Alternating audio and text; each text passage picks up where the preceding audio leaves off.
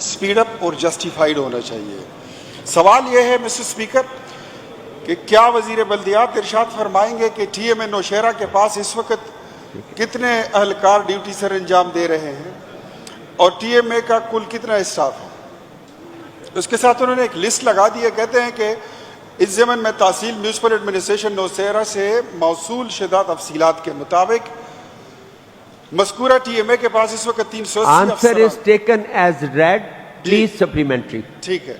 अच्छा जनाब स्पीकर, ये हुआ। इसके साथ दूसरा सवाल बे में है कि ये एहलकार कहाँ पे ड्यूटी दे रहे हैं।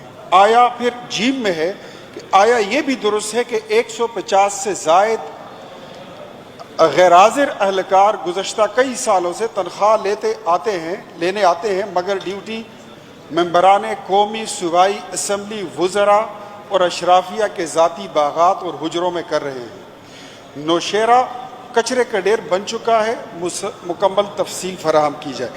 मिस्टर स्पीकर, इस सवाल का बुनियादी मकसद ये है कि TMA नौशेरा पे सिर्फ तनख्वाहों का जो हमारा खर्चा आता है वो करोड़ों रुपए का है।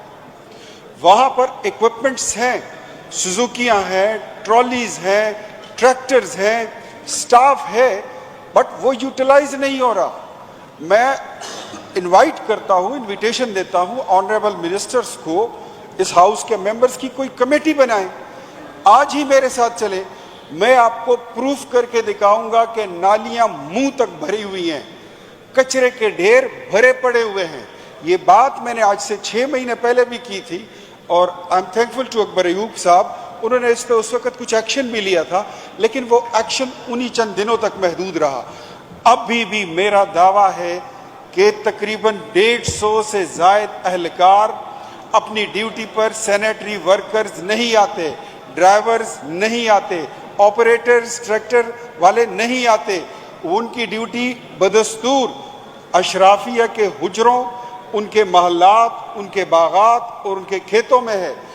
अगर ये पैसा कौम का है, जिसमें कोई शक नहीं है, बिलाशुबा ये कौम का पैसा है, इस सवाल का मकसद और फ्लोर ऑफ द हाउस पे इसको उठाने का बुनियादी मकसद ये था कि इन लोगों को हाजिर किया जाए जो लोग सालों साल से, अच्छा ये महीने 2 की भी बात नहीं है, ये कई सालों से गैर हाजिर हैं, कौम का पैसा खाते हैं।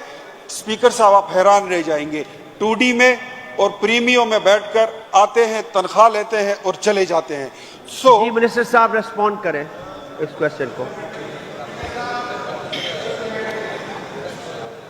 स्पीकर, मेरी ये तहरीक इल्तिवा जो थी, ये एक लेटर जारी किया गया था खैबर पख्तूनख्वा हुकूमत की तरफ से 13 अगस्त को, कि जिसमें लिखा गया था कि the competent authority has been pleased to constitute a committee comprising the following for preparation of draft bill for conferring the status of degree awarding Institute of Government Postgraduate Jahanzeb College, SWAT, as per directions of Honorable Chief Minister Khyber Pakhtunkhwa। जनाब speaker साहब, इसको simply public यूं ले रही है कि तालीमी अदारों को, हमारे सूबे में 304 गवर्नमेंट कॉलेजेस हैं जहां पे बच्चे पढ़ते हैं।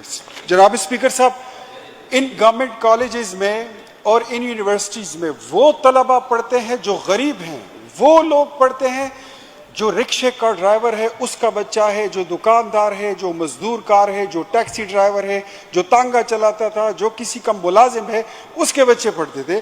अब अगर ये हालात आ जाएं, ये इनका एक इकदाम है कि जिस तरह MTI एक्ट ये लाए थे और इन्होंने हॉस्पिटल्स को प्राइवेटाइज करके उसमें BOG सिस्टम लाया, जहां पे पहले लोगों को सेहत और सहूलत की सहूलियात फ्री में मिला करती थी, अब MTI के बाद वहां पर एक एक्सरे के लिए पे करना पड़ता है।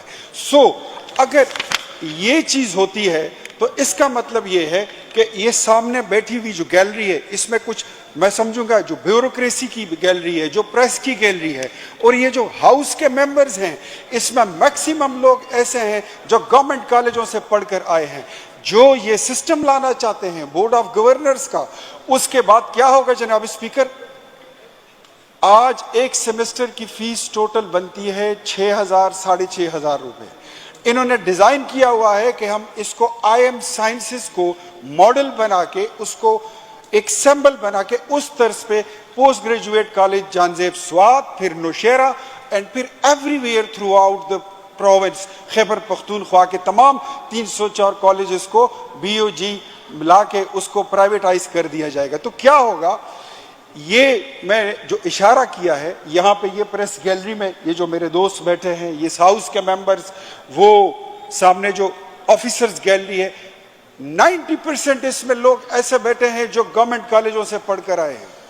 تو کیا جو انہوں نے دعویٰ کیا تھا کہ ہم ڈبل سٹینڈرڈ آف ایجوکیشن کو ختم کریں گے، امیر اور غریب کے لیے ایک پیمانہ اور ایک سٹینڈرڈ ہوگا تعلیم حاصل کرنے کے لیے، تو اس طریقے سے تو جناب اسپیکر، غریب کا بچہ آگے میٹرک سے آگے پڑھنے کے لائق ہی نہیں رہے گا۔ ہماری شرح خواندگی آلریڈی بہت لو لیول پر ہے، اور اگر یہ چیز نافذ ہو گئی تو آپ سمجھ لیں کہ ہم زمانہ جاہلیت کی طرف دوبارہ قدم نہیں اٹھائیں گے بلکہ دوڑ کے اس میں داخل ہو جائیں گے۔ تو میری ان سے درخواست ہے کہ اس چیز کو واپس لیں اور اس پہ نظر ثانی کرے، ادروائز اس کے بڑے خراب نتائج نکلیں گے۔ اچھا جناب اسپیکر، اس ضمن میں Jahanzeb college, Nowshera college, Pabbi college, Peshawar, Kohat, D I Khan, آپ کے ایبٹ آباد میں تمام جتنے اسٹوڈنٹس سے انہوں نے احتجاج بھی کیا ہے، اور انہوں نے یہ مطالبہ کیا کہ ان چیزوں کو واپس کیا جائے۔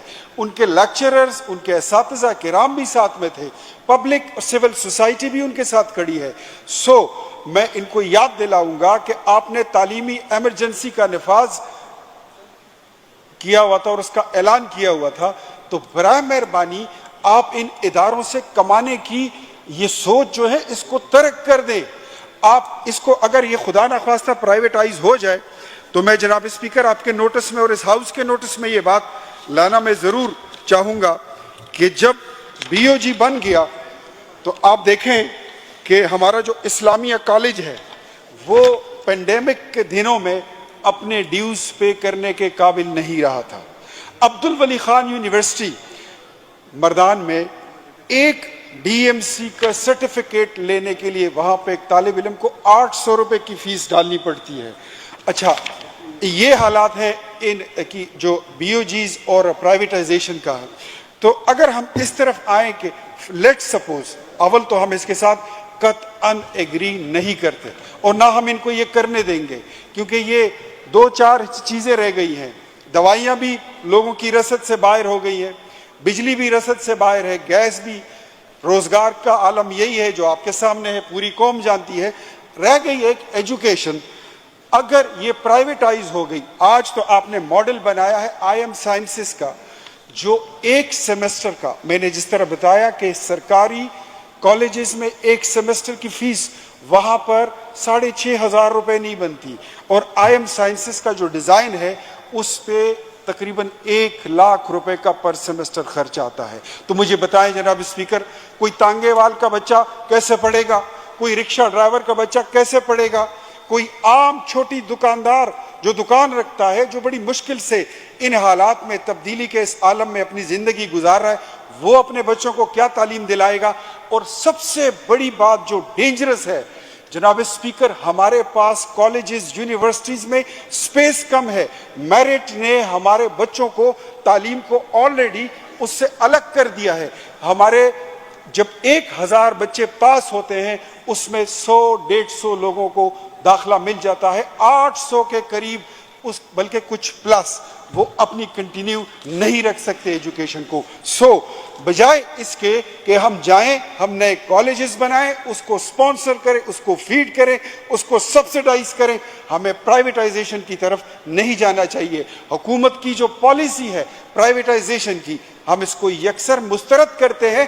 جس طرح ہیلتھ کی انہوں نے ایم ٹی آئی پالیسی بنائی تھی، وہ جناب اسپیکر عوام اس کو لائک نہیں کرتی، اس میں بہت بڑے مسائل آ گئے، اور یہ دن آئے گا کہ ایک دن ایم ٹی آئی کا سسٹم یہ لوگ خود واپس لیں گے، یہ نہیں لیں گے تو کوئی اور آئے گا، اس کو واپس لے لیا جائے گا۔ لیکن میں ان سے یہ کمٹمنٹ چاہتا ہوں، فلور آف دا ہاؤس، جواب بالجواب نہیں۔ میرے سوال تو ویسے بھی کمیٹی میں بڑی مشکل سے جاتے ہیں، مجھے پتا ہے اس پہ قدغنیں کہاں سے لگتی ہیں، لیکن اس چیز کو چونکہ یہ تعلیمی معاملہ ہے، یہ فلور ہے, یہ عوامی اسمبلی ہے. میں ان سے کمٹمنٹ چاہتا ہوں, یہ کمٹمنٹ کریں کہ اس چیز کو, اس آرڈر کو یہ واپس لے. صوبے کے 304 کالجز کو ان کی پرائیویٹائزیشن صوبے کے لوگ مسترد کرتے ہیں, یکسر مسترد کرتے ہیں. اگر یہ امپوز کیا گیا تو ہم اس پہ بھرپور طریقے سے ایجیٹیٹ بھی کریں گے اور پشاور ہائی کورٹ میں اس کو چیلنج Thank you.